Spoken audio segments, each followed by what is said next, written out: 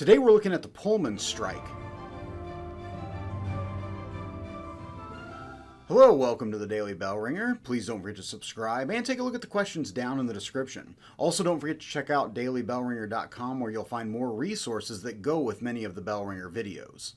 The Pullman Strike of 1894 was one of the most violent and dramatic workers' strikes of the late 1800s and would go down in history as a strike that forever changed the labor movement in America.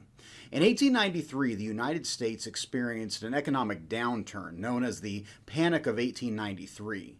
Poor economic conditions caused many employers to lay off workers and cut wages. So was the case at the Pullman Palace Car Company in Pullman, Illinois.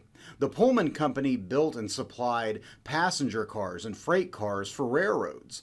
It had been founded in 1880 by George Pullman, the owner of the Pullman Car Company, and the town of Pullman itself as well.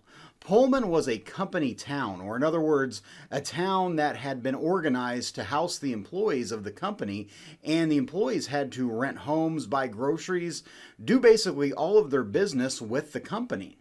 Conflict began to grow when the Pullman Company cut wages but yet did not reduce rent and prices of goods in Pullman. On May 11, 1894, 4,000 workers at the factory went on strike and refused to work until wages were increased. Soon, the ARU, or American Railway Union, led by Eugene Debs, lended their support. Debs went further and organized a boycott of any trains using Pullman cars starting on June 26th of 1894. So now any member of the ARU working on railroads, no matter where they were, refused to handle or work on trains that had any Pullman cars in it. It is estimated that over 125,000 workers walked off the job as part of the boycott. From June 26 to July 20th of 1894, rail service across the United States grinded to a halt because of the boycott. Since railroads at the time were the primary means of transporting goods, this caused numerous problems across the nation. Railroads began to hire scab workers, or workers that were willing to work despite the strike and boycotts. These scabs, or strike breakers, were met with violence by many of the striking railroad workers. On June 29th, Eugene Debs held a rally just outside of Chicago to bring further attention to the issues and put more pressure on the Pullman Company to meet the strikers' demands. After the rally, violence erupted and several strikers started fires and pushed at least one train off the tracks.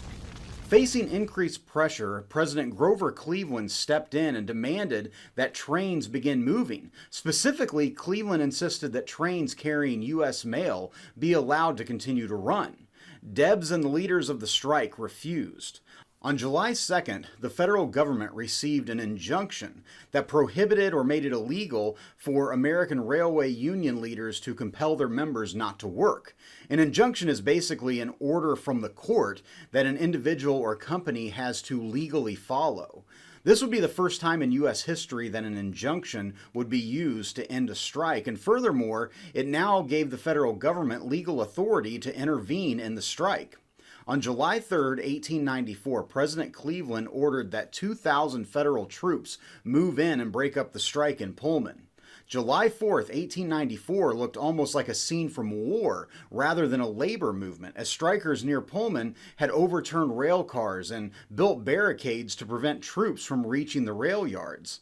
July 6th, thousands of protesters set hundreds of rail cars on fire at a rail yard on the south end of Chicago. And then on July 7th, National Guard troops opened fire on strikers, killing as many as 30 protesters and wounding dozens more. After 3 days of violence, Eugene Debs and the leaders of the strike called for the strike to end. Across the country, railroads began moving again, and by July 20th, federal troops in Chicago were withdrawn. The Pullman Company agreed to rehire the strikers, but only if they promised to never join a union again. Eugene Debs and several other leaders were arrested and sent to prison for conspiracy to obstruct mail service and for not following orders from the Supreme Court. Debs would spend 6 months in prison.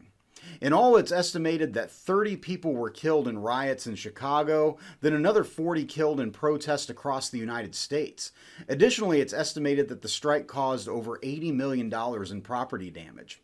Interestingly, in the midst of all the unrest, President Cleveland officially recognized Labor Day as a holiday in an attempt to gain support from other labor unions that might have given their support to the railroad strike.